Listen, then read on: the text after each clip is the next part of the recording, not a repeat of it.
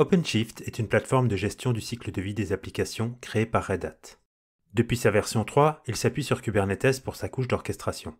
Mais puisqu'OpenShift n'est pas simplement un orchestrateur de conteneurs, il embarque également un grand nombre de composants pour faciliter le développement d'applications, leur déploiement ou leur monitoring. Pour nous en parler plus en détail, je reçois Didier Wojciechowski et Madhu Coulibaly. Tous deux travaillent chez Red Hat, où Didier est EMEA principal OpenShift spécialiste solution architecte et Madhu senior spécialiste solution architecte. Avec eux, je discute de la genèse d'OpenShift, des décisions stratégiques qui ont été prises pour son élaboration, ainsi que des composants qui le constituent aujourd'hui.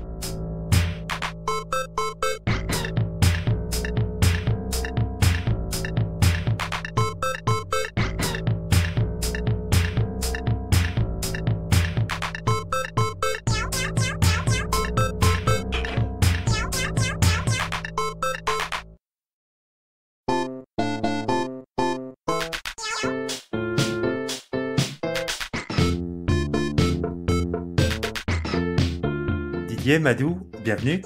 Merci de l'invitation, Stéphane. Merci, bonjour Steph. Je suis impatient d'en apprendre un peu plus sur OpenShift. Si je ne me trompe pas, OpenShift existait déjà avant Cube, et maintenant OpenShift utilise Cube. Alors par quelle magie? Oui, donc en fait, OpenShift, qu'est-ce que c'est? D'abord, OpenShift, comment c'est défini? OpenShift est défini comme étant la solution d'entreprise de Red Hat pour toutes les sociétés en fait qui veulent implémenter Kubernetes. Donc Kubernetes, c'est un projet. OpenShift, c'est un produit. Donc, qui dit produit, donc dit stabilité, dit en fait gestion du support. Ensuite, concernant en fait l'historique du produit OpenShift, on peut revenir à l'historique de celui-ci. OpenShift, le nom est apparu en 2010 chez Red Hat. À cette époque-là, OpenShift était une plateforme as a service gérée par des virtual machines. Et OpenShift n'existait que sous forme de OpenShift Online. Il n'existait pas en fait de version, disons, on-premise. Et petit à petit, chez Red Hat, ils se sont posés, ils ont commencé à travailler autour des containers et ils se sont posé la question de quel orchestrateur utiliser. Il y a eu pas mal de tests qui ont été faits en interne en utilisant différents types d'orchestrateurs. On peut par exemple parler de Mesosphere. Mesosphere était certainement l'orchestrateur qui était visible côté Red Hat pour pouvoir en fait gérer et orchestrer les containers à cette époque-là. Après discussion et après présentation de Kubernetes par les équipes de Google, il y a une réflexion en interne. Le problème de choisir Kubernetes à cette époque-là était d'abord un problème d'ouverture. Quand Kubernetes a été présenté aux personnes de chez Red Hat, le code était fermé. Et en fait, Red Hat a décidé de partir sur Kubernetes lorsque Google a décidé de mettre Kubernetes en open source. Et ça, en fait, on est dans les années, on est en 2014, en fait, au moment où Kubernetes est né. Et ceci, en fait, il a été très bien décrit. Il y a un podcast, en fait, qui a été fait par les personnes de Google avec Clayton Coleman de chez Red Hat, il y a à peu près un an, où, en fait, il explique exactement la genèse et, en fait, le début et pourquoi ce choix-là, pourquoi on a décidé de prendre Kubernetes. Donc, OpenShift est devenu, du moins, a été construit sur une plateforme Kubernetes. Et aujourd'hui, on est à ce qu'on appelle la version 4 d'OpenShift qui tourne bien sûr sur une version de Kubernetes. Par exemple, actuellement, c'est la Kubernetes 1.19. Par contre, avant que ce soit réellement adopté par le monde en fait et par en fait tous les acteurs dans le monde des orchestrateurs, il a fallu un certain temps. En fait, la décision en fait, le choix c'était un pari en 2014 et en fait, il s'est avéré le bon choix puisque je vais dire fin 2016, du moins c'est ça, vers la fin de l'année 2016, tous les autres orchestrateurs, petit à petit, en fait, ont perdu une visibilité au profit de Kubernetes. Et Kubernetes a gagné cette bataille d'orchestrateur. Mais c'était un choix difficile et c'était un choix gagnant. Donc c'était un bon pari. Un bon mouvement. Mais alors ça apporte quoi OpenShift par rapport à un Kubernetes Vanilla et quelle est la différence entre un Kube Vanilla et OpenShift? Donc, OpenShift, par définition, est 100% Kubernetes.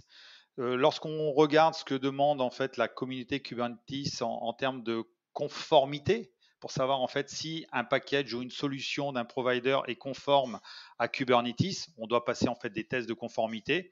Et OpenShift passe tous les tests en fait à chaque release. On est soumis à ce type de test afin de dire en fait que l'on est conforme à Kubernetes. Donc, si on me demande est-ce que kubectl fonctionne sur OpenShift, bien sûr que kubectl fonctionne autour d'OpenShift. Est-ce que des produits comme Helm fonctionnent sur OpenShift? Bien sûr. Donc en fait, c'est du 100% Kubernetes, mais c'est du Kubernetes, je dirais, plus plus. Et en quoi il consiste ce plus plus? Et dessus, donc en fait, sur le Kubernetes++, on part sur la plateforme Kubernetes, l'orchestrateur, le produit, l'orchestrateur vraiment de conteneurs. Basé dessus, cet orchestrateur, donc on parle souvent de Kubernetes Vanilla. Donc on va dire qu'il est voilà, il est sec, il n'y a rien de spécial. Et donc du coup, ce qui a été construit, notamment la différence qu'on a et les différenciants en fait qu'on a parmi tous les providers, ceux qui fournissent la plateforme et qui utilisent la plateforme Kubernetes, c'est les services qu'on a construits dessus et l'intégration de tous ces services, ainsi que toute l'infrastructure qu'on a mis en dessous de Kubernetes. Donc quand je parle, on va parler de en dessous de Kubernetes, en fait, basé sur Red Hat CoreOS et bien sûr Red Hat Linux. En fait, ça va nous permettre en fait d'avoir du Kubernetes qui puisse être installé en fait sur n'importe quelle infrastructure. Donc c'est vraiment le hybrid cloud, le fait que le Kubernetes, on peut l'installer OpenShift, on peut l'installer donc on-premise, dans un cloud privé, dans un cloud public, AWS, Google ou bien Azure, IBM Cloud ou autre. Donc ça, c'est une des premières capacités qui est apportée notamment par rapport à un Kubernetes classique. La deuxième, c'est ce qu'on va voir dessus, c'est-à-dire un ensemble de services, que ce soit des services pour le développement, des services pour manager des workloads, des services pour des services de base de données ou autres, mais c'est tout un ensemble de services en fait qui vont permettre notamment à tous les utilisateurs de réduire leur effort au niveau de la plateforme Kubernetes. Donc, par exemple, la dernière fonctionnalité qu'on a eue au niveau notamment avec OpenShift 4, c'est ce qu'on appelle les opérateurs. Donc, en fait, les opérateurs, ça va permettre à n'importe qui, par exemple, je ne suis pas expert en MongoDB, par exemple, ou en Kafka, je ne sais pas trop comment l'installer, et l'installer, ça va me prendre du temps. Donc, en utilisant l'opérateur dédié, donc j'ai juste une configuration à faire. Je configure donc quelle taille, le nom de mon topic, son endpoint, la taille que je souhaite au niveau de mes réplicas, etc. Et ensuite, je fournis cette information à la plateforme et on a un opérateur qui est un peu comme on va dire une personne en fait toute la logique en fait d'intégration, toute l'expertise en fait on l'a mis dans ce composant qui va nous permettre en lui précisant juste la configuration de pouvoir installer en fait n'importe quel produit. Donc ça permet vraiment une accessibilité et à tous les services pour vraiment accélérer notamment la consommation de ces derniers. Ok. Et alors j'ai une question avant d'en venir aux opérateurs.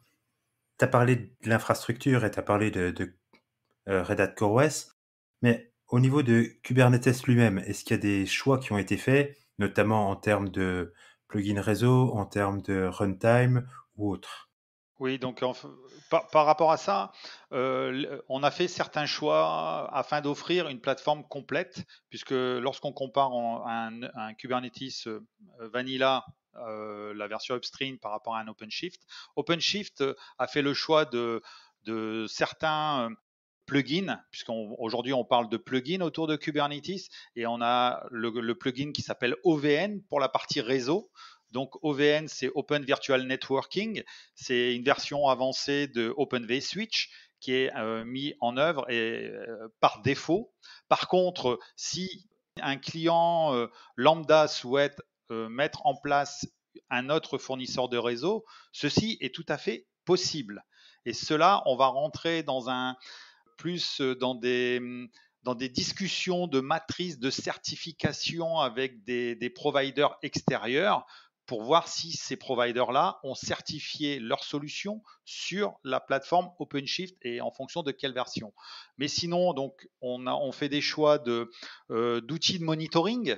Donc, c'est aussi apporté directement avec la plateforme. Donc, on installe OpenShift, on installe le monitoring. Dans le monitoring, c'est le monitoring que je dirais standard et le plus couramment utilisé autour d'un produit, du moins d'une solution Kubernetes, et c'est Prometheus. Prometheus est aujourd'hui l'outil qui est utilisé pour faire tout le monitoring de la plateforme. Nous avons aussi tout un outillage pour faire du logging, donc tout ça est apporté, puisqu'aujourd'hui, si vous devez vous bâtir tout votre stack de gestion des logs de vos applicatifs ou de la plateforme, en fait, vous avez le choix entre une multitude de services. Nous, on vous offre en fait par défaut une solution qui est basée sur qu'on appelle IFK, I pour Elasticsearch, F pour Fluentd et K pour en fait Kibana, qui est la user interface de la gestion des logs. Fluentd, c'est en fait, c'est un produit qui s'installe comme étant un agent sur toutes les plateformes et qui permet de capturer tous les logs que remonte la plateforme et de l'envoyer par défaut dans Elasticsearch, mais libre à vous également de pouvoir demander que OpenShift vous envoie tous ces logs dans un autre système. Donc, on peut exporter également les logs si le client le souhaite. Donc, c'est toute une suite d'outils que nous mettons à disposition. Ensuite, il y a un autre aspect qui est extrêmement important autour d'OpenShift, c'est la partie de gestion des releases. Gestion des releases. Aujourd'hui, la gestion des releases est complètement embarquée dans l'outil. Le fait que tout à l'heure Madou parlait de l'infrastructure et l'operating system que l'on utilise, nous avons fait le choix de Red Hat CoreOS, à savoir que Red Hat CoreOS est l'operating system par défaut que nous installons avec OpenShift. Ensuite, pour la gestion du workload, on peut installer un autre operating system qui est RHEL. Bien sûr, ça reste tout le temps du Red Hat dans une solution OpenShift Enterprise. Mais Red Hat CoreOS est par défaut l'operating system standard. Et lorsqu'on parle d'upgrade, nous n'allons pas uniquement upgrader la plateforme au sens la version d'OpenShift et la version de Kubernetes. Nous allons également profiter des différents mécanismes que nous avons avec OpenShift pour upgrader les operating systems automatiques, puisque Red Hat CoreOS est présenté, donc c'est un projet qui vient de CoreOS lors de l'acquisition de Red Hat de CoreOS par Red Hat. C'est un mécanisme en fait qui permet en fait d'avoir un operating system qu'on dit immutable, donc très très proche des containers, avec une empreinte en fait très faible. Tout le mécanisme d'upgrade de l'operating system se fait en live.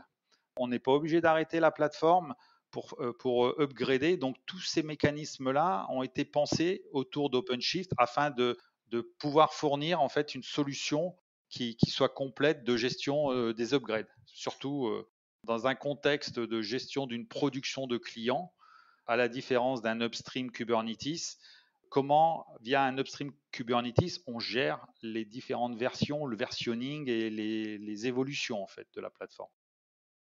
Ouais, ça c'est une bonne chose parce que c'est vrai que les upgrades, c'est pas si simple. Ça prend du temps et il y a encore beaucoup de choses qui sont pas automatisées. Donc, si on a un outil automatisé pour le faire et un OS, alors on les appelle les Chistinos Operating System, c'est bien ça? Les types d'OS comme CoreOS, donc immutables, petits. C'est ça. C'est ça, c'est qui prennent qui ont une très très faible empreinte en fait sur le système. Donc c'est vraiment un des OS limites qui permettent de faire tourner pour les besoins. Donc avec des empreintes limites, ça permet également qu'en termes de sécurité, on n'a pas beaucoup d'emprise. Donc il y a aussi tous ces avantages-là. Le fait que ça migre plus vite, ça s'upgrade plus vite, mais qu'on ne permet pas en fait de pouvoir atteindre facilement en fait le cœur du noyau de l'operating system. Alors toute cette automatisation, elle est très chouette, mais elle est un peu du côté Ops, j'ai envie de dire. Et Madou a commencé à nous parler des opérateurs. Alors les opérateurs aussi, c'est un chouette sujet qui est en évolution. Et tu nous as dit donc, par exemple, je vais installer un MongoDB et je peux installer un MongoDB très simplement. La question que j'ai envie de te poser, c'est pourquoi j'utiliserais pas plutôt un chart pour le faire et quelle est la différence entre un opérateur et un chart? Alors, oui, donc tu peux très bien utiliser donc un M-chart, tu peux très bien utiliser beaucoup de choses. Donc, l'opérateur, ce qui va être, en fait, l'opérateur, il va être utilisé comme un contrôleur.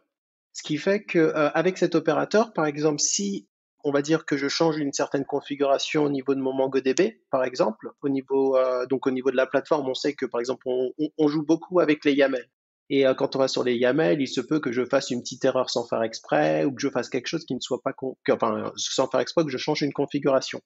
Par exemple, sur ce genre de petites manipulations, on a l'opérateur qui va à chaque fois scanner donc un ensemble de ressources pour s'assurer qu'elle est bien conforme avec ce qui est ce que on lui a défini lui au niveau de sa configuration.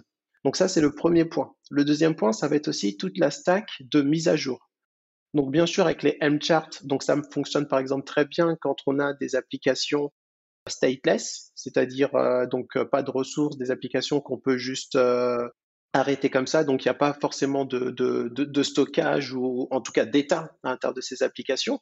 Mais quand on va parler de base de données, le fait de pouvoir par exemple upgrader une base de données ou de pouvoir scaler sa base de données.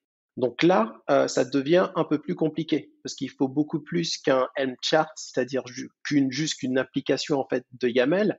Il faut aussi toute la connaissance de savoir que je vais par exemple passer dans un volume, dans un stockage temporaire, en attendant de pouvoir migrer l'ensemble de mes composants et ensuite je vais recopier par exemple ma donnée dans le stockage final. Donc quand on fait de la migration, notamment dans tout ce qui est stateful, l'opérateur a vraiment tout son sens. Parce que ça va permettre vraiment de faciliter plein de choses et que ce soit pour scaler, mais aussi que ce soit aussi vraiment au niveau des mises à jour, puisqu'on sait que voilà, les mises à jour, c'est important de pouvoir suivre et d'être à jour pour pouvoir avoir les dernières fonctionnalités.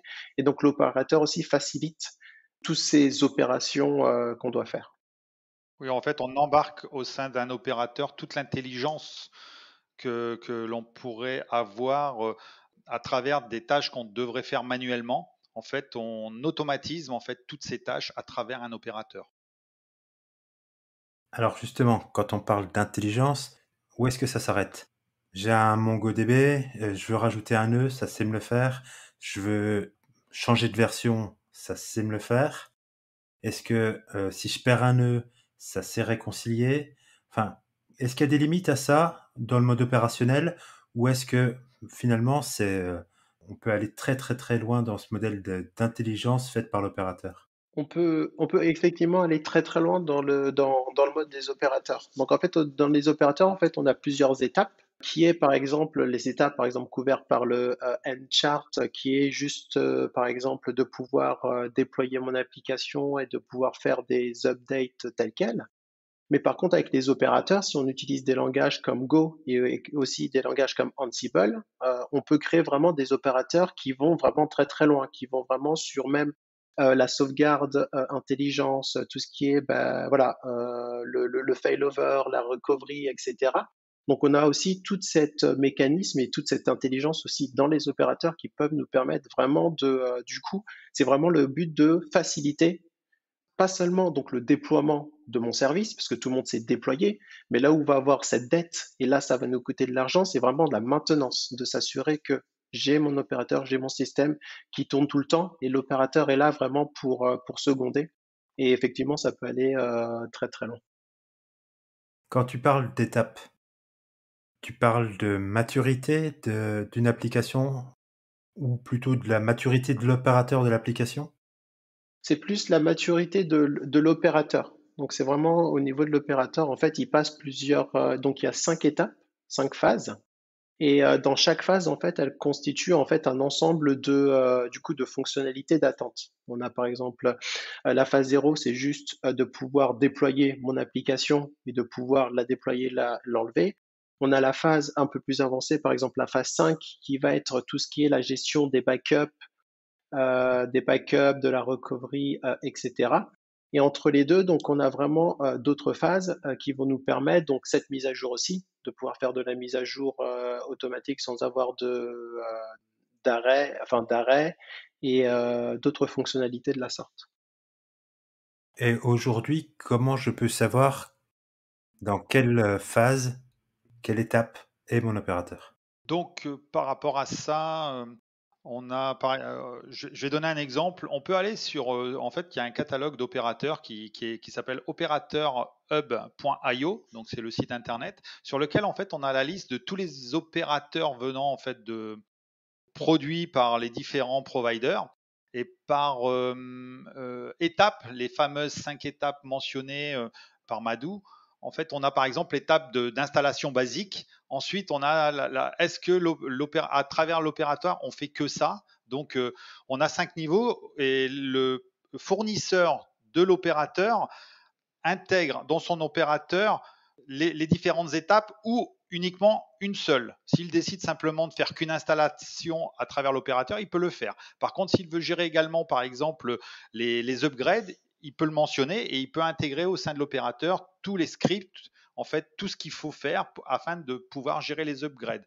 En fait, ensuite, il y a tout ce qui est pilote automatique de l'opérateur. Donc, les 5 étapes, juste pour vous les donner, c'est Basic Install, ensuite c'est ce qu'on appelle Seamless Upgrade, Full Life Cycle, Deep Insight et Autopilot. Ça, c'est les 5 upgrades, c'est les 5 niveaux que peut constituer un opérateur. Ensuite, en fonction du fournisseur, il intègre ou pas ces différentes étapes au sein de son opérateur. Donc, comme tu disais, plus il y a en fait d'automatisation au sein de son opérateur, plus son opérateur sera intelligent et plus il demandera très peu de connaissances de l'utilisateur.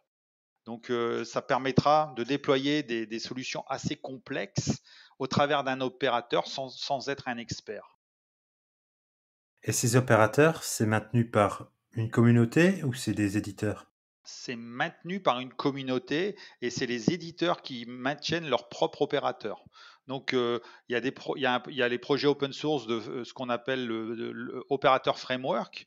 Donc, aujourd'hui, cette communauté-là est managée ou le lead est fait par les personnes de Red Hat, anciennement CoreOS, puisque c'est aussi, faut bien le savoir, que cette partie d'opérateur vient également en fait de l'intelligence des gens de CoreOS. Et ça a été aussi un des choix de l'acquisition de CoreOS, le fait qu'ils ont amené les opérateurs. Et les opérateurs, en fait, aujourd'hui, au sein de Kubernetes, de plus en plus de sociétés les utilisent. Ça fonctionne sur OpenShift, mais ça fonctionne sur un vanilla Kubernetes. C'est pas propre à OpenShift. Et ça m'apporte quoi donc?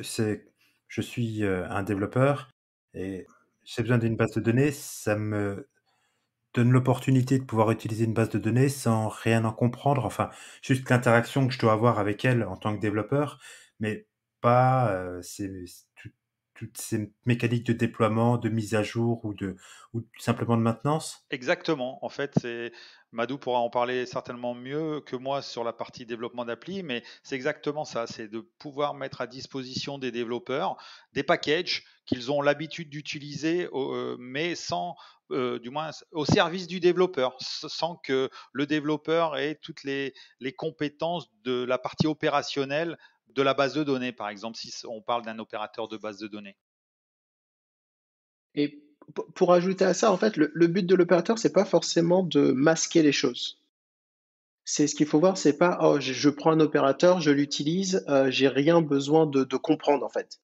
Le but de l'opérateur, c'est de simplifier. C'est vraiment ce point-là, c'est vraiment important. Le mot simplifier vraiment le fonctionnement et l'utilisation. Parce qu'aujourd'hui, donc, comme en fait, comme tout ce qu'on fait, qu'on soit développeur ou autre, ce qu'on fait, on n'a pas tout le temps forcément besoin de comprendre absolument tout le fonctionnement. Donc c'est bien de le comprendre au début, mais après, à force de faire ces tâches répétitives, ce qu'on va nous demander, donc c'est de la productivité et donc du coup, c'est de consommer les services. L'exemple, c'est par exemple l'utilisation d'une base de données, par exemple.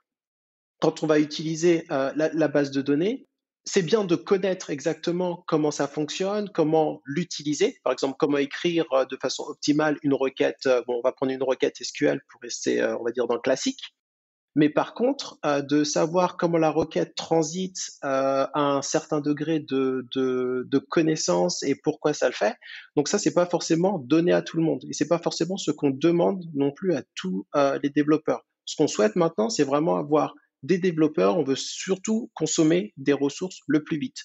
Sachant que pour les opérateurs, c'est aussi une porte d'entrée pour tout éditeur à qui, par exemple, il y a un ticket d'entrée, un ticket d'installation qui est très très fort, parce il y a vraiment des bases de données, des solutions en fait qui prennent beaucoup de temps à être mises en place, à pouvoir être installées. Avec un opérateur, en fait, on bypass tout ça, ce qui fait que demain, j'ai besoin d'une base de données, comme on disait, MongoDB. J'ai pas besoin d'être un expert MongoDB, de comprendre tout ce qui peut être le sharding, etc. On demande juste, voilà, il y a ma base MongoDB, on te demande de savoir et d'avoir ta connaissance, de la connaissance, comment l'utiliser, mais pas forcément comment l'installer. Ce qui permet vraiment de donner cette plus de puissance aux développeurs, plus de pouvoir aux développeurs, c'est-à-dire que les développeurs peuvent consommer différents composants sans avoir besoin du coup de faire un ticket pour que les ops aient à l'installer, etc. C'est vraiment dans ce modèle-là que les opérateurs ont été créés. Je comprends bien que c'est vraiment un aspect de gestion de la base de données, un peu comme une base de données managed qu'on peut retrouver dans le cloud, ce qui n'empêche pas que, évidemment, s'il y a des choses à investiguer parce que, je sais pas, on a une slow query ou quelque chose comme ça reste un domaine d'expertise qui n'est pas pris en compte par l'opérateur. Ça, oui. Après, ça, c'est de la connaissance. Ce que va faire l'opérateur, c'est vraiment l'installation et la maintenance, en fait, le cycle de vie, en fait, de notre composant. Donc, au lieu de s'en occuper, nous, en tant que développeurs, ou au lieu que ce soit, par exemple, une personne, en fait, un ops, de pouvoir la gérer, son cycle de vie, de faire les mises à jour, parce que les mises à jour, ça demande de l'organisation, ça demande de mettre quelque chose dans un planning, etc. On va avoir un opérateur et on a juste, en gros, à cliquer sur un bouton. Dès qu'on a une nouvelle version, c'est vraiment littéralement, on a du coup une notification qui nous dit un nouveau opérateur est disponible et on peut mettre à jour notre version. On a juste à cliquer sur le bouton et l'opérateur s'occupe de faire la mise à jour de notre système sans qu'on ait besoin vraiment de passer du temps en fait sur ce point-là. Dans le cas où l'opérateur prévoit les upgrades Oui, bien sûr. et pas, comme je disais, dans les étapes, c'est pas tous les opérateurs ne font pas ça. Et une question encore, parce qu'on a évoqué par exemple un MongoDB shardé, ça peut aller jusque-là, parce que c'est quand même là pour le coup quelque chose de relativement complexe. C'est-à-dire qu'on n'est pas limité à finalement un petit MongoDB juste répliqué. On peut aller jusqu'à gérer une base de données shardée avec un opérateur. Aujourd'hui, par exemple, en prenant sur le MongoDB, bon, on se focalise un peu sur MongoDB, mais bon, bien sûr, il y a plusieurs autres data, enfin, on prend la base de données, mais plusieurs ressources. Mais aujourd'hui, en fait, au niveau de l'opérateur Hub, donc l'opérateur Hub, c'est donc au niveau de ce type de marketplace que vous allez retrouver l'intégralité des opérateurs de Red Hat, de la communauté. Et par exemple, même toi, Stéphane, si tu veux créer ton opérateur et pouvoir le publier, en fait, tu as tout le process pour pouvoir le faire et qu'il apparaisse notamment dans ce site. Et donc, dans opérateur Hub.io, donc on a bien un opérateur MongoDB qui est en phase 4, donc la phase 4 du modèle de maturité des opérateurs.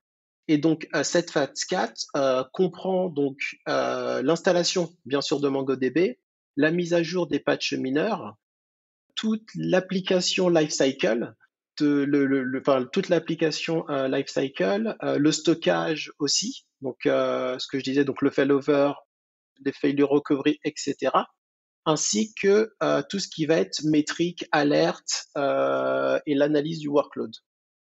Et concernant le sharding, ça supporte en fait en termes de déploiement les clusters shardés de MongoDB. Donc ça permet d'installer du MongoDB en standalone, mais également si on souhaite faire du sharding de cluster, MongoDB, c'est supporté par l'opérateur MongoDB. D'accord. Et donc pour compléter l'exemple qu'on a dit tout à l'heure, c'est pas parce qu'on prend une base de données shardée faite par l'opérateur qu'il faut pas comprendre les concepts du sharding, Bien sûr, parce que ça se fait pas automatiquement par l'opérateur. Cette partie-là, c'est toujours à la charge du développeur qui doit comprendre sa base de données. Bien sûr. Mais alors, tout ça, c'est super chouette. Par contre, ça s'appuie sur le fait que derrière, il y ait un stockage qui soit mature. Parce que là, on a parlé beaucoup de bases de données, puis d'amener de la donnée au niveau de Kubernetes. Aujourd'hui, tout le monde n'est pas forcément favorable à faire entrer sa donnée dans Kubernetes, parce que justement, il y a cette couche de stockage qu'il faut qu'il soit bien maîtrisé, bien mature. Est-ce que OpenShift propose une solution au niveau du stockage? Si oui, laquelle?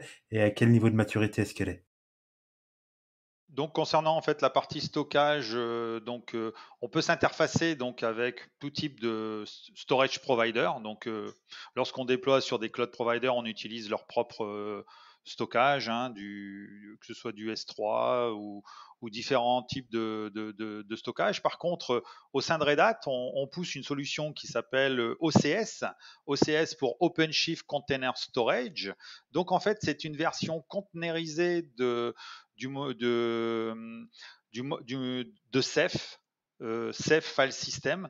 Donc, au travers de OCS, on est capable de gérer tout type d'application demandant en fait du stockage persistant et du stockage surtout pas uniquement persistant mais également dynamique parce que autour de Kubernetes il y a toute cette notion là également de stockage dynamique.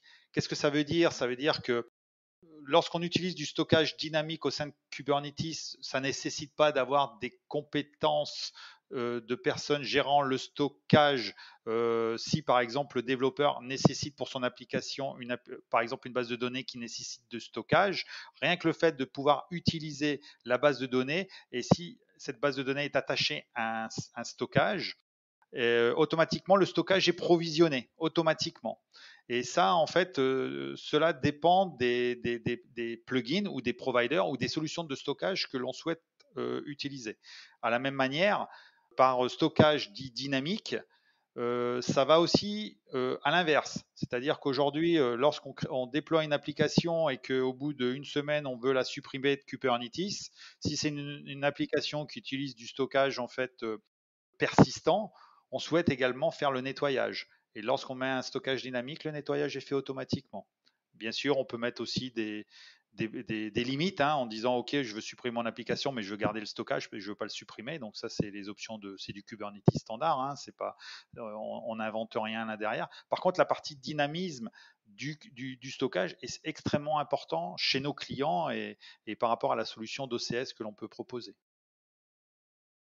Donc on l'a rapidement évoqué tout à l'heure, c'est une belle solution à ce que je vois pour les ops et pour les devs. Donc on a pour l'instant juste parlé d'un déploiement d'une base de données et que ça facilitait le travail des devs, mais la base de données, on l'installe une fois et puis après on doit gérer son cycle de vie, mais c'est pas tout le travail des développeurs.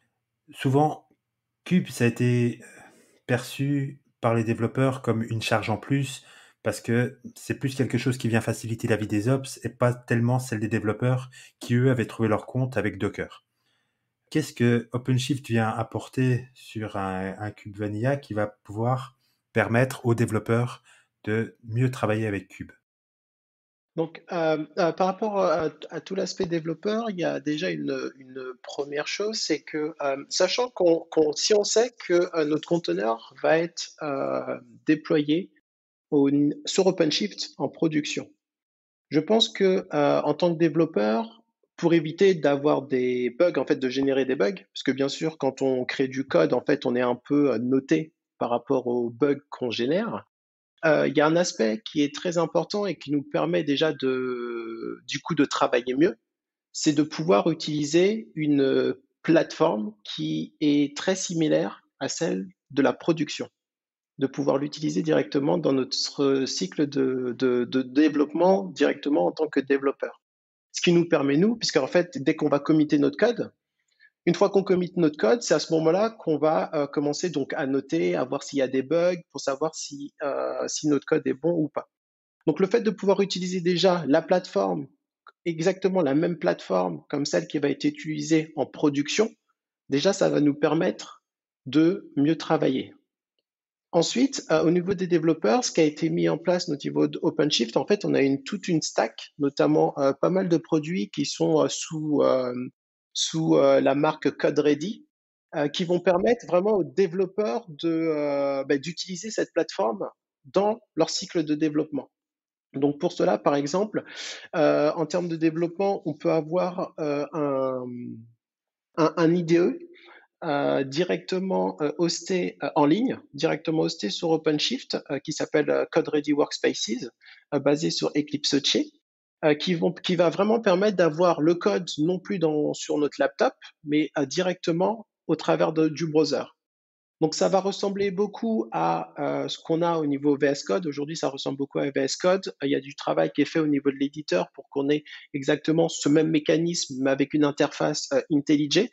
Mais déjà, rien qu'en faisant ça, ça va nous permettre déjà directement de développer à l'intérieur d'OpenShift. Quand on parle de développer à l'intérieur d'OpenShift, ça veut dire que même en tant que développement, quand je vais faire mes tests, tous mes tests locaux, ça va me permettre d'utiliser toutes les API et toutes les fonctionnalités qu'on peut avoir dans Kubernetes. Donc que ce soit le service discovery, que ce soit tout ce qui est autour des config maps, des secrets, etc. Je suis dans OpenShift et donc du coup, je vais pouvoir le faire directement, ce qui va aussi permettre de gagner du temps et d'être sûr que ce qu'on va committer, envoyer donc du coup pour la production, parce que le but c'est de dire que le chemin entre le code et la production soit le plus court possible. En fait, je l'ai validé, je l'ai vérifié. Ensuite, on a des outils tels que le CLI Odo, qui est un peu qui est la version en fait vraiment orientée développeur, qui va nous permettre tout simplement de pouvoir faire tourner nos applications dans OpenShift sans avoir à builder un conteneur, sans avoir besoin d'attendre de fabriquer le conteneur. Et ça, c'est quelque chose qui est vraiment très important et pas mal, puisque quand on va développer, bien sûr, quand on crée un conteneur, ça prend du temps. Ça prend 1 minute, 2 minutes, le temps de tout télécharger, etc. Donc, ce qui va se passer, c'est je vais coder, je vais faire mes tests locaux de mon application. Ensuite, je vais construire le conteneur de mon application pour pouvoir après le tester, voir tout se passe bien avant de pouvoir committer mon code. Et ce temps qu'on va passer à builder ou à attendre, c'est vraiment du temps où on va passer à attendre que le conteneur va être créé. Ce temps-là, en fait, il va durer peut-être que 30 secondes, mais juste imaginez que dans la journée, on va coder un peu, on va vouloir vérifier ce qu'on a codé fonctionne très bien. Et donc, du coup, en fait, ces 30 secondes vont se multiplier par 1, 2, 3, peut-être 50 fois pour pouvoir builder ce code, ce qui fait que c'est du temps de perdu. Et donc, pour pouvoir aussi enlever donc ce temps et se dire que voilà, d'avoir une meilleure, ce qu'on appelle la feedback loop, d'avoir un meilleur retour pour avoir le résultat de ce qu'on développe. C'est-à-dire qu'on va utiliser Odo, ce qui va permettre en fait lui de prendre le code et de directement l'injecter dans un conteneur qui tourne. Ce qui fait qu'on n'a plus cette phase de construction de mon conteneur et donc du coup, en termes d'accessibilité, notamment de facilité et de productivité pour les développeurs, c'est quelque chose qui est très important. J'allais dire qu'il suffit pas d'avoir le conteneur. Au final, c'est pas parce qu'on a l'IDE qui est dans l'environnement que forcément tout devient plus simple magiquement. Je vais développer du code et je vais devoir créer un container, puis créer une recette de déploiement YAML pour le mettre dans Kubernetes. Est-ce que Odo, alors, comment tu l'écris, Odo? ODO, Tout simplement. OpenShift Do ou Odo. Enfin, après, il n'y a pas il y a pas de copyright sur le nom. Alors, est-ce que c'est un outil justement qui va me permettre de, moi, quand je commit mon code, de faire toutes les étapes pour qu'il soit déployé directement dans un environnement? Ah oui, par exemple, donc au niveau de Do, donc localement, on développe le code. Donc on va prendre je vais pas prendre du Java pour changer, mais on va prendre du JavaScript, hein, on va dire du Node.js. Donc j'ai mon code Node.js. Je l'exécute en local, tout fonctionne bien, tout fonctionne bien, tout va bien. Ensuite, en utilisant Odo, en fait, ça marche un peu comme le même principe qu'un Git. Donc, on va définir un composant. Donc, Odo, on va définir en gros la configuration, c'est-à-dire le nom de mon composant, que c'est un composant en Node.js, la version du Node.js, différents labels, etc. Et ensuite, avec Odo, j'aurais juste besoin de faire un Odo push au niveau de mon répertoire pour qu'il me puisse pousser mon code directement, du coup, sur une plateforme OpenShift. Donc, j'ai pas forcément l'étape de création de mon conteneur ou d'attendre. Donc, en fait, directement, il passe de mon local vers OpenShift dans le cloud en quelques secondes. D'accord, ça rappelle un peu la mécanique de Cloud Foundry Oui, ou de Heroku, hein. des recours, oui. Ça a été inspiré principalement de Cloud Foundry notamment Mhm. sur cette fonctionnalité qui est vraiment pas mal parce que la même chose, c'est vraiment d'accélérer ce développement et aussi c'est aussi pour répondre aussi à la question, enfin à la remarque que tu as faite, le fait que pour les développeurs, en fait, en fait, que leur code tourne sur OpenShift en local ou sur un serveur, en fait, sur les développeurs, c'est pas forcément des choses sur lesquelles ça leur importe beaucoup. Demain, si je dis à mon développeur, ah, ton application, elle tourne sur AWS, je revois voir un développeur, ah, ton application tourne sur Azure. Oui, mais ce qui est important, c'est que l'application tourne et c'est surtout ce qu'il y a dans l'application, puisque c'est là où il y a toute la valeur business, en fait, toute la logique métier qu'on a, qui fait que c'est sur quoi les développeurs veulent s'accrocher, veulent faire. Donc vraiment s'orienter, se concentrer sur le code et essayer de laisser un maximum de choses à la plateforme. Question technique, ça s'appuie sur les build packs. Non. C'est un mécanisme interne qui a été fait en fait, pour permettre de dire, par exemple, si je prends du code Java, en fait, on va directement monter. En fait, avec Odo, il va directement mettre un mécanisme pour pouvoir monter entre le local, enfin monter entre le conteneur qui tourne et le local, en fait. Par exemple, le slash deployment. Et donc, du coup, il va juste, voilà, pousser directement l'application dans ce slash deployment et il va juste redémarrer le conteneur sans avoir à rebuilder voilà, toute la stack qu'il y a derrière. Je vois. Et le build pack, c'est quelque chose qu'on va faire aussi enfin, on peut en reparler, mais ouais. D'accord. Bon, le build pack, je crois, donc va générer le container, va générer le déploiement et faire tourner le code. Mais en effet, comme tu l'as dit, l'intérêt pour le développeur, c'est qu'il puisse tester le plus rapidement possible. Et donc, en fait, là, de ce que je comprends, c'est que juste le code qui change, en fait, va être poussé dans le container qui tourne déjà et être redémarré, ce qui fait que, par rapport à même un build qui est automatique derrière, je veux dire, on gagne encore On a pas mal de temps, quelques minutes pour les plus légers, quoi, hein. c'est ça. Et aussi, pour continuer aussi sur la question de ce que ça apporte sur des développeurs, c'est aussi la plateforme, en fait, encore une fois, le but est non pas de masquer des choses, mais vraiment de faciliter, en fait, et de réduire les efforts.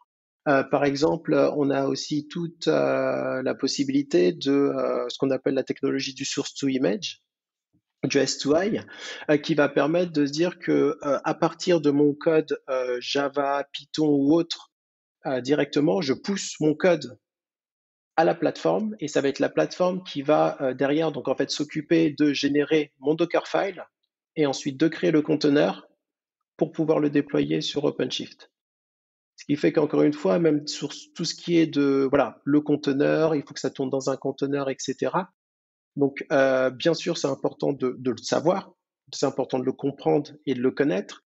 Mais une fois que cette partie-là, en fait, on l'a automatisée, on a exactement au niveau par exemple, d'une entreprise, on a défini, voilà, toutes mes images doivent être construites de cette façon-là et doivent contenir exactement ces commandes-là. On le met dans OpenShift et ça va permettre, voilà, d'automatiser, donc cet aspect automatisation, mais d'automatiser la création de mes conteneurs et surtout d'avoir une consistance par rapport à la création de ces conteneurs. Parce que c'est quelque chose qui est aussi très, très important et qu'on va rechercher avec toutes ces stacks d'automatisation, c'est vraiment de permettre d'avoir voilà, des conteneurs qui se ressemblent, qui sont assez similaires, ce qui va permettre aussi aux ops de mieux les traiter, de les traiter de la même façon, et puis de s'assurer, par exemple, si on rajoute toutes les briques de sécurité dans cette génération de conteneurs, ça rassure aussi au niveau de la sécurité pour se dire, ah, je sais que mon conteneur, il a été buildé par la plateforme. Dans la plateforme, j'ai toutes mes informations de sécurité et tout ce que j'ai pour avoir ma sécurité. Et donc, du coup, je sais que mon développeur ne va pas, voilà, introduire en fait différents autres problèmes de sécurité ou autre. Ouais, j'aime beaucoup, je suis un grand fan de l'automatisation, non seulement pour l'aspect consistance, mais aussi pour le fait que les bonnes pratiques, quand on fait une image, les différentes couches dans l'image, faut les mettre dans un certain ordre, faut respecter des règles de sécurité, et cetera, et tout ça, c'est tellement plus simple quand c'est automatisé. Au moins, on n'a pas à se poser la question. On pousse du code, le conteneur est créé et les bonnes pratiques sont forcément mises en place parce que c'est automatisé. J'avais une question aussi sur le fait qu'on déploie très simplement dans l'environnement. C'est que j'ai l'impression que on n'a pas besoin de on peut aller plus facilement, en tout cas, vers un environnement d'intégration parce qu'il peut être en place déjà. Notre application tourne dans un environnement d'intégration. On peut déjà avoir notre DB, tout ça, et c'est beaucoup plus simple pour réaliser ces tests plutôt que peut-être faire plus de mock au niveau des tests unitaires dans le code. Je sais pas ça si c'est un gros avantage de pouvoir tester dans l'environnement très rapidement et donc s'affranchir d'un certain nombre Mm. de mocks à mettre en place au niveau des tests unitaires qui sont pas toujours, optimaux quand on veut tester une fonctionnalité. Ouais. Alors, ouais, ce que ça va faciliter aussi, donc OpenShift, c'est vraiment aussi, donc ça a été implémenté sur les principes du DevOps. Donc le but, c'est vraiment, voilà, de ramener les devs et les ops et d'avoir notamment une plateforme commune partagée par plusieurs utilisateurs pour pouvoir travailler. Ce qui va changer, donc la technologie est là, hein, comme on a expliqué. Après, c'est plus le process et comment on veut utiliser cette plateforme. Et ça change vraiment en fonction c'est vraiment en fonction des personnes, en fonction des boîtes, ce qui est permis, ce qui est pas permis, et cetera. Mais par exemple, on va dire dans un monde, on va dire utopique, enfin l'un de mes rêves et ce que je voudrais voir, c'est de se dire, comme tu dis, c'est-à-dire que on fait moins de mock, on a 2 équipes différentes qui travaillent en parallèle sur un projet. Donc un projet qui a besoin de l'autre et l'autre qui a besoin, enfin tout ça. Ce qui va se passer, c'est que directement, au travers d'OpenShift, ça va nous servir voilà, d'environnement d'intégration, c'est-à-dire que directement, dès la phase de développement, en fait, on a l'équipe A, par exemple, qui va pouvoir déployer son service sur la plateforme, et que ce soit au travers, par exemple, de Code Ready Workspaces, donc là, on est à l'intérieur, et donc même localement, sans avoir à pusher quelque chose, on va dire, dans OpenShift, je vais pouvoir me connecter directement à ce service. Donc, ce qui permet aussi une meilleure collaboration et d'avoir directement, de pouvoir tester dès le développement, en fait, les versions, pas finaux, puisque ce sera en cours de développement, mais voilà, de pouvoir suivre vraiment au niveau de tous ces contrats, mais d'avoir vraiment de stop, d'avoir moins de mocks, parce que je pense que les mocks, c'est important, mais vraiment de pouvoir collaborer directement avec les équipes qui vont faire d'autres versions de ces services et d'avoir un environnement voilà, de test que tout le monde peut accéder, tout le monde peut utiliser. Et ces environnements de test qui est du coup en temps réel peuvent nous servir directement de mock. OK, je vois. Donc on a évoqué que OpenShift a un écosystème qui a été choisi par Red Hat. Il y a une opinion qui est portée sur un écosystème pour, construire quelque chose de cohérent et de consistant pour, l'utilisateur. Comment ces choix sont faits? Les choix, en fait, au niveau de l'écosystème, tout d'abord, on peut remonter aux besoins de la plateforme. Initialement, tout à l'heure, je parlais de tout ce qui est partie métriques et monitoring de la plateforme. C'est clair que il faut faire un choix d'un outil de monitoring. Donc, au moment où Red Hat a dû faire le choix de système de monitoring, qui n'a pas été au début Prometheus, mais en fait, le fait qu'il y a énormément de personnes de chez Red Hat en fait, qui gèrent des produits directement dans la communauté Kubernetes, il y a plus de 50% en fait, des projets en fait, dans la communauté Kubernetes qui sont gérés par des rédacteurs qui sont en fait responsables de ces projets-là. Donc ça permet deux choses. Ça permet en fait de savoir ce qui s'y passe en premier, mais également en fait de pouvoir influencer. Et par exemple, le choix de Prometheus est fait aussi par le fait que Prometheus, à la CNCF, c'est un projet qui, en fait, n'est pas à un grade, en fait, à un niveau d'adoption qui est très important. Donc, ça fait partie des projets leaders. Donc, ce choix a été fait. Autour de Prometheus, aujourd'hui, en prenant un autre exemple, il y a Thanos. Thanos a été également choisi pour gérer certaines parties de persistance des données d'OpenShift et du monitoring, puisqu'on avait ce besoin-là. Et c'est un besoin qui est arrivé courant de l'année dernière. Il y a certains clients qui avaient commencé à implémenter Thanos chez eux sans que nous, en fait, du moins, on a des consultants qui ont participé à cette implémentation-là, mais c'était un réel besoin. Donc, en fait, les choix se font souvent par des demandes de clients. C'est ça le monde de l'open source, en fait. C'est que on capte les besoins des clients et en fonction de leurs besoins, on identifie des projets et on investit sur ces projets en y mettant en fait des personnes du développement qui participent et qui animent surtout toutes ces communautés. Aussi bien tout type de projets qui aujourd'hui sont juste en niveau bac à sable, sandbox à la CNCF, et petit à petit, si le projet prend plus d'ampleur, le projet sera également intégré dans la solution OpenShift afin de pouvoir être supporté par tous les ingénieurs de chez Red Hat. Ce qui est important, c'est vraiment le fait de participer à ces communautés et d'être acteur majeur. Parce que il faut aujourd'hui, le choix de Kubernetes a été fait, très bon pari, mais aujourd'hui, il faut savoir ce qui s'y passe dans cette communauté et quels sont les réels besoins. Aujourd'hui, on parle de plus en plus de edge. Donc, comment gérer à travers OpenShift la notion de edge. Donc, on est en train de regarder différents types de produits, la gestion multi-cluster également. Comment aussi on fait la communication entre différents clusters Kubernetes, donc des solutions comme Submariner, qui est aussi un projet open source, est fortement utilisé. Donc petit à petit, on intègre ce type de solution. Et le fait aussi d'intégrer dans OpenShift, ça permet aussi d'avoir des personnes dédiées chez nous qui travaillent sur ce projet. Donc aussi, ça permet de faire bénéficier à la communauté de tous les avancées dans ce domaine-là, puisque tout est reversé. Donc il n'y a pas de propriété intellectuelle chez nous. Tout est partagé. L'open source, c'est quand même un paysage très changeant. Red Hat a une belle habitude de ça, évidemment, parce que je pense à Satellite notamment, qui a souvent changé de projet mainstream. Oui. Comment ça se passe pour une distribution comme OpenShift quand il s'agit de retirer un projet, en tout cas, qui faisait partie de l'écosystème? Mettons, et je ne sais pas si c'est le cas, mais que le changement de licence, par exemple, de EFK fasse que le choix ne soit plus EFK, mais se porte sur autre chose.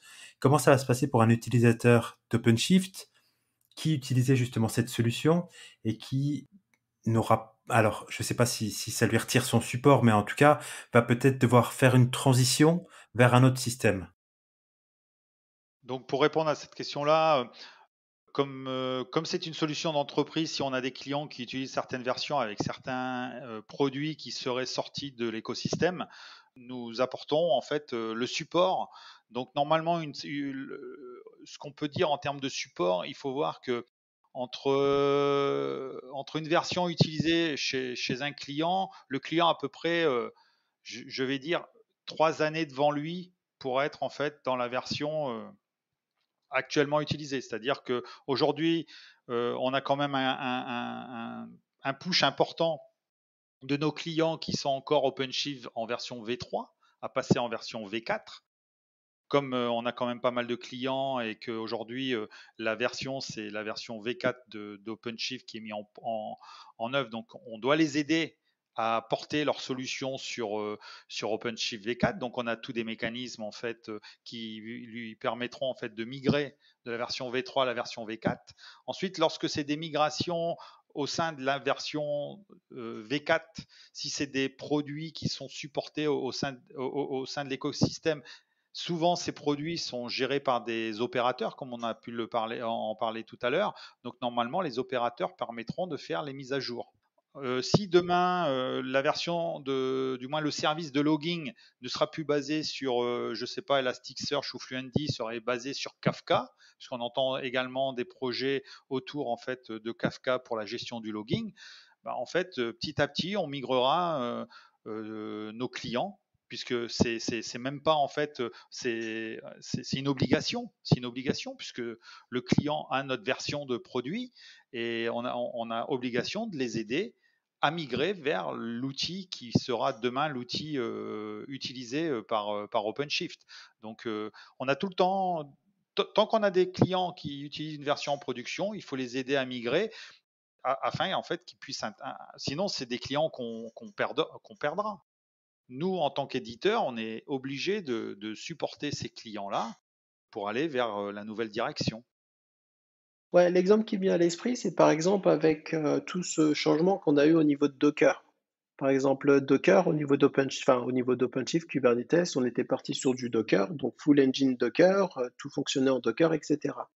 Donc après, Docker a pris une trajectoire différente de la nôtre, et donc il a été décidé notamment de retirer cet engine Docker et du coup de passer en deprecated, de retirer du coup ce engine Docker. Et cela, ça s'est pas fait notamment en un claquement de doigts, parce qu'il y a tout cet aspect technique déjà qu'il faut mettre en place. Mais par contre, on a eu un process en enlevant d'abord tout ce qui était les registries Docker à l'intérieur d'OpenShift. Après, on est passé sur vraiment le engine, et puis on a fini avec le runtime, où notamment le runtime, on est passé sur quelque chose qui est un peu plus standard, donc OCI, donc runtime et CRI-O. Donc sur explication et CRI-O. Et donc du coup, ça c'est des choses qu'on fait voilà au fur et à mesure. Et dans tout ce qu'on a de deprecated et tout, on va dire les choix qu'on fait. Donc après, c'est pas des choix pour embêter quelqu'un, c'est vraiment des choix notamment pour l'avenir pour le market, bien sûr, pour le marché et aussi pour l'avenir de la technologie, parce que ça peut être aussi des freins quand on n'adopte pas une certaine technologie. Donc le choix d'avoir par exemple basculé sur Kubernetes, c'était pour se dire que ça nous ouvrait beaucoup plus de perspectives, par exemple. Mais il y a toujours voilà, cet accompagnement et on se doit de les accompagner parce que bien sûr c'est nos clients et aussi parce que notre modèle le veut. Donc c'est un modèle de souscription qui est open source et notre but c'est d'accompagner les clients et aussi d'expliquer qu'à les clients que bah, le monde bouge. Il faut vraiment aussi avoir voilà, cet état d'esprit de bouger, de changer et de pas avoir peur de ces changements. Et c'est pour ça qu'on construit voilà, tous des stacks pour éviter que ces changements aussi soit le plus, disons, facile et le moins, voilà, le moins embêtant possible. J'imagine bien ce côté d'accompagnement. Encore une fois, moi, je vois par exemple que les pod security policy sont normalement en deprecated, par exemple. Et aujourd'hui, peut-être que un consommateur ne sait pas vers quel autre produit se tourner et on a vite fait de faire un mauvais choix. Enfin, c'est pas qu'il est mauvais sur l'instant, mais ça va pas forcément être le choix retenu par la communauté. Et des fois, on s'en mord un peu les doigts parce qu'on est obligé de faire machine arrière et de venir sur autre chose. D'être accompagné dans ce choix, et même si ça devait être le mauvais, le fait qu'on soit accompagné et que donc on ait une porte de sortie grâce à cet accompagnement de toute façon, ça aide vraiment, c'est profitable. Ça, vous le ressentez, j'imagine, au niveau de vos clients. Ah ben oui, oui, oui. Et même pour aller plus loin, c'est vraiment ces différences que les clients peuvent avoir en utilisant le projet Homestream directement, donc communautaire de Kubernetes et notre plateforme OpenShift. Donc avec la plateforme, en fait, Red Hat s'engage à supporter le client pendant donc X années, 3 ans par exemple, sur une certaine version. Ce qui fait que si demain, donc, il y a aussi tout l'aspect sécurité qu'on a très peu parlé, très peu évoqué, qui est très important. Et Red Hat, c'est voilà, c'est l'une des priorités qu'on a aussi au niveau Red Hat, cet aspect sécurité. Contrairement à la communauté où ça change vite, rapidement, on ne demande pas forcément votre avis. Ce qui fait que demain, juste une mise à jour de la dernière version de Kubernetes peut complètement, du coup, casser toutes les applications qu'on a sur son environnement parce qu'il y a cette version qui est deprecated, ça a été annoncé, et donc du coup dans la version d'après, on la supprime directement. Donc là, il y a Red Hat qui accompagne, il dit c'est deprecated, mais bon, il s'assure que ça disparaisse pas comme ça, au moins, voilà, il y a tout ce travail avec le client qu'on fait avec le client pour s'assurer que le client a bien connaissance de ça et aussi lui laisser assez de temps. C'est ça qui est important, lui laisser assez de temps pour pouvoir faire cette migration. Oui, en termes de statistiques aussi, ce qu'on a comme information, c'est que si on prend la version de Kubernetes à ses débuts par rapport au code qu'on a aujourd'hui, il y a 95% du code qui a été complètement réécrit. Donc en fait, il y a pratiquement plus rien qui vient en fait du début de Kubernetes. Donc, ce qui se passe, c'est que ouais, ça change. Et nous, il faut qu'on soit là à chaque version et assurer en fait le support de nos clients en fonction des grosses évolutions que l'on voit. Après, il y a aussi des projets qui arrivent, qui font simplement en fait, qui chez nous on les intègre en ce qu'on appelle en tech preview. Tech preview sont simplement en disant on a mis ça à votre disposition, regardez si ça peut répondre à certains besoins. Donc tech preview, c'est pas uniquement des fonctionnalités qui sont pas en fait stables. Non, on met à disposition aussi des fonctionnalités nouvelles pour voir entre guillemets s'il y a un réel intérêt. Si les clients en fait ne les utilisent pas, automatiquement le tech preview, la fonctionnalité va disparaître ou le produit disparaîtra au sein de l'écosystème OpenShift. Donc voilà, il y a toute cette remise en cause sur lequel en fait on travaille tous les jours. Didier, Madou, en tout cas, merci beaucoup de m'avoir permis de comprendre un peu mieux ce que représentait l'écosystème OpenShift. C'était un plaisir. De rien, merci pour l'invitation. Avec plaisir. Retrouvez Didier sur Twitter @devoicesec et Madou @madou_Koulibaly. Vous pouvez également retrouver Red Hat OpenShift sur redhat.com.